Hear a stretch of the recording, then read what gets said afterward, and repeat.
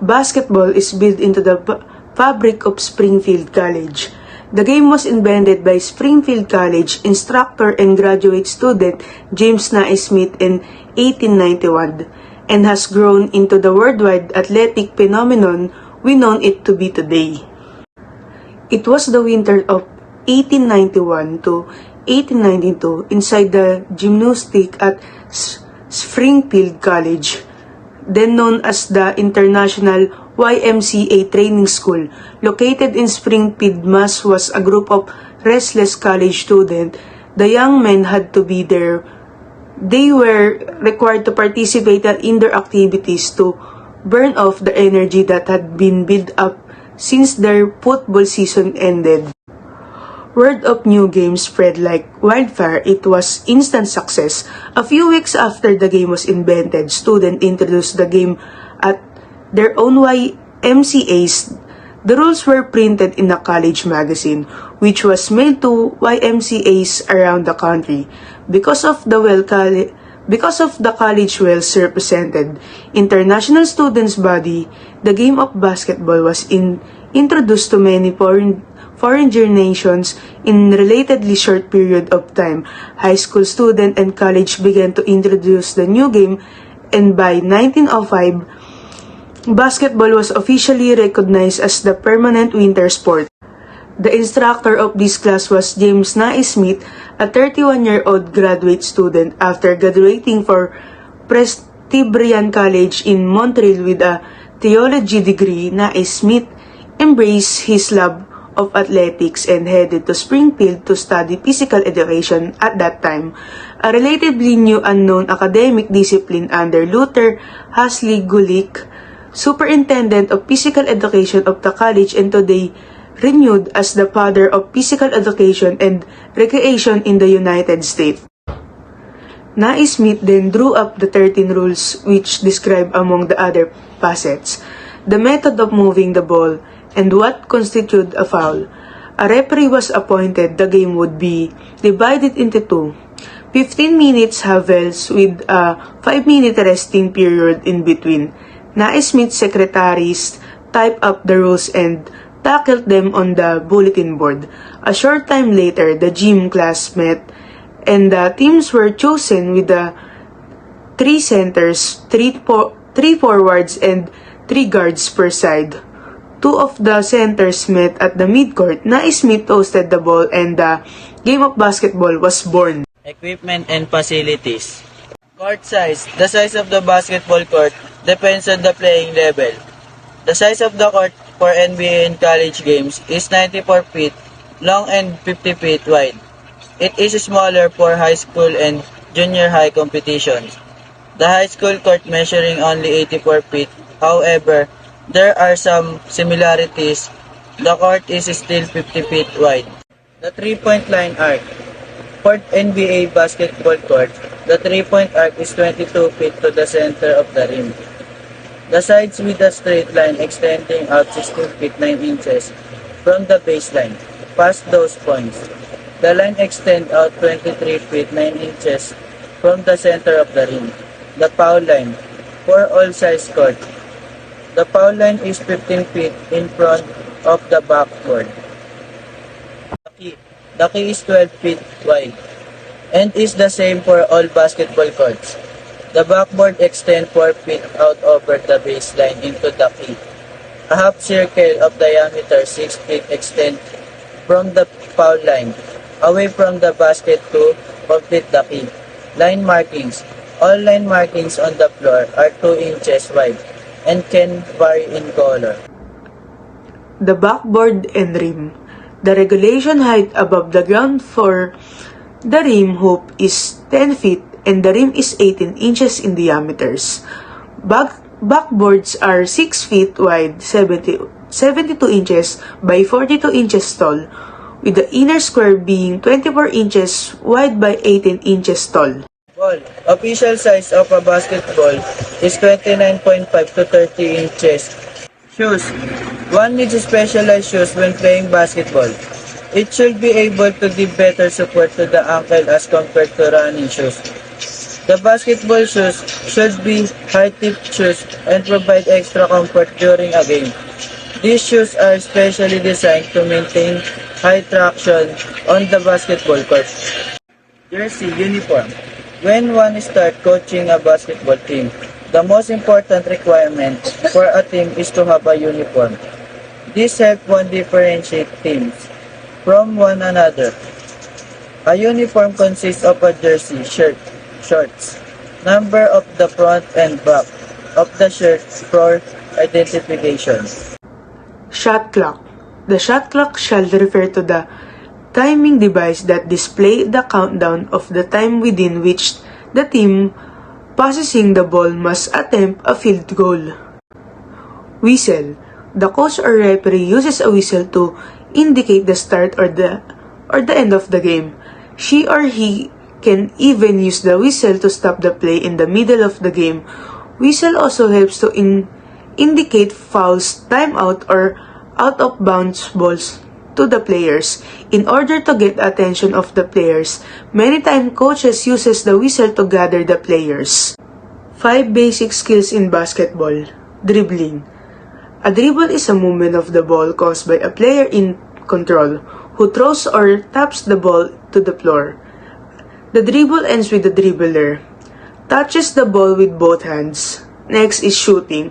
Shooting is the most important skill in basketball. The fundamental skill of passing, dribbling, defense, and rebounding may be enable you to get a high percentage shot, but you must still be able to make the shot.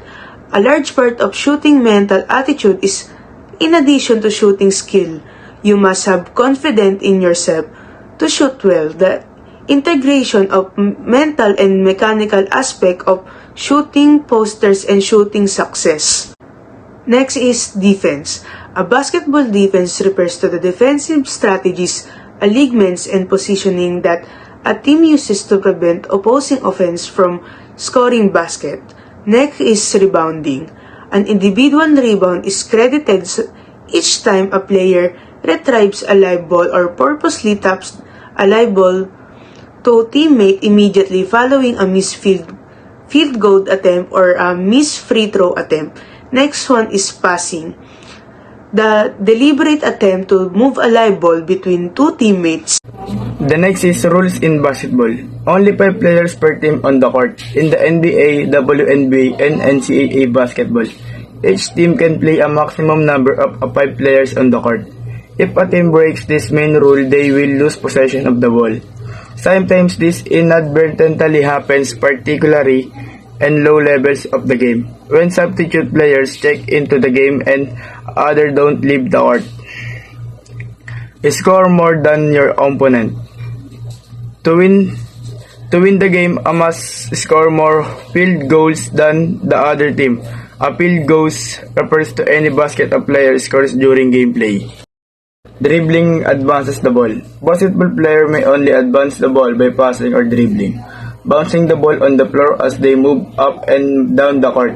If a player stops dribbling, they may not resume. Instead, they must pass the ball or shoot it. The offense has 5 seconds to inbound the ball. After the offense scores a basket, the opposing team receives possession of the ball. One of their players has to inbound the ball from a designated spot on the sidelines of the court to resume gameplay. The offense must advance the ball.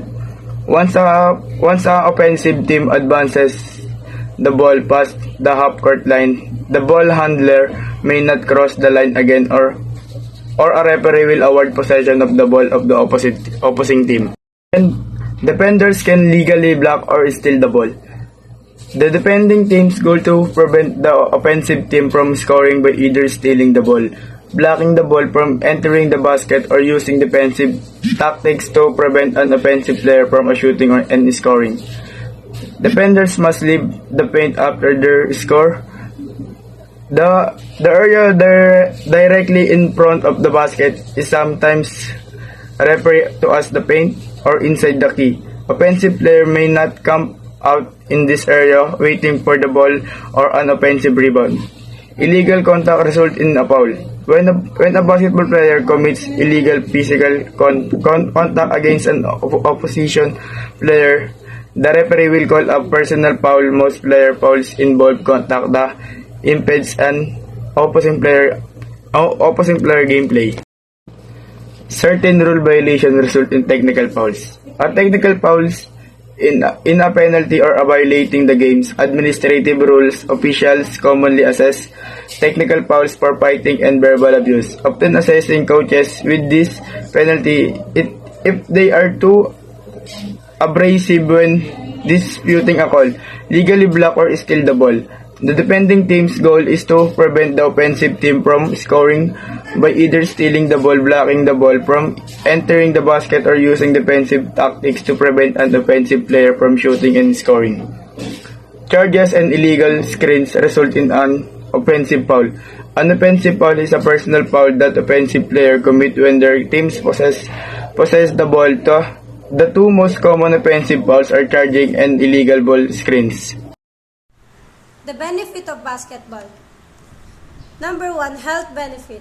Strengthen your muscular endurance. You also need muscular endurance, which is the ability of muscle to repeatedly apply force for an extended period. You can increase your muscular endurance by playing basketball and doing exercise to build lower and upper body strength.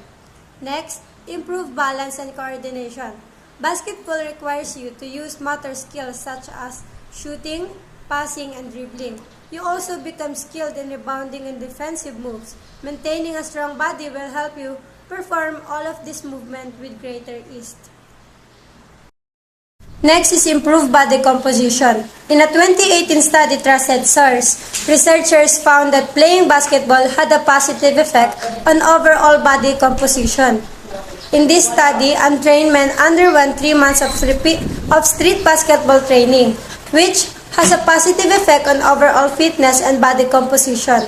After the training, the men increased their lean body mass and lowered their body fat percentage. Next is boost heart health. Regular physical activity helps to improve heart health and overall fitness level. According to researchers from 2019, basketball increased resting heart rates, which has a positive effect on cardiorespiratory fitness. This is linked to a lower chance of developing cardiovascular disease. Next is emotional benefits. Under this, they develop self-confidence. You may develop self-confidence as you find your voice and learn more about who you are in a new situation. As a team members can encourage, motivate, and support each other. They can also point out areas that need improvement, which can lead to positive growth. Next is lower stress. Playing basketball will also help you hone your concentration skills by staying focused on the game. This may also help you develop present moment awareness of mindfulness. These tools may be effective in allowing you to deal with anxiety in other areas of life. The third is social benefit. Under here is the encourage team spirit. Playing basketball helps foster a sense of community and teamwork. You may have the chance to positively interact with people from different backgrounds, which can broaden your perspective. Next, develop communication skills. As you interact with your teammates, you may learn new ways to communicate verbally and non-verbally. You have the chance to talk to your teammates and listen to what they have to say. Most likely, there will be time to communicate before, during, and after a game or practice. Whether you learn to speak up or stay silent more often, positive communication skills will bring benefit to your athletic, personal, and professional life. Terms and terminology. Airball, a shot attempt that was off the mark and didn't touch the basket of the backboard. Alley-oop, a play where a teammate throws the ball high towards the basket and their teammates jumps up, catches the ball, and then slams it into the hoop. Assist, when a player passes the ball to their teammate, which leads to a made basket. Traveling, when a player moves their feet without dribbling the basketball. This results in a loss of possession for their team. Backs up, positioning yourself between the basket and your opponent as a way to obtain a rebound. Double dribble. When a player either dribbles the ball with two hands or stops dribbling altogether, then begins again. This results in a loss of possession. Fast break. A play that starts with a defensive rebound that is quickly passed up towards midcourt to an awaiting teammate. This play often ends with an easy basket as the opposing team isn't able to catch up to the scoring player. Screen. When an offensive player stands in the way of a defender to try and give his teammate an open shot. Foul. A foul refers to illegal personal contact or unsportsmanlike conduct on the court or sideline of a game. Officiating. Crew chief, the head of the entire officiating crew, making a final ruling when other officials disagree and maintaining a strong line of communication with coaches, scorers, and statisticians. Referee. Referee are well equipped to call contact fouls, illegal positionings, and they're mostly relied upon to settle disputes and hand out technical fouls if a player or coaches loses control of their emotion and behave poorly. Umpire. Most sports have a referee or umpire whose role is to ensure that the game is played according to the rules. The role of the basketball referee is exactly this, to ensure the game is played safely and fairly.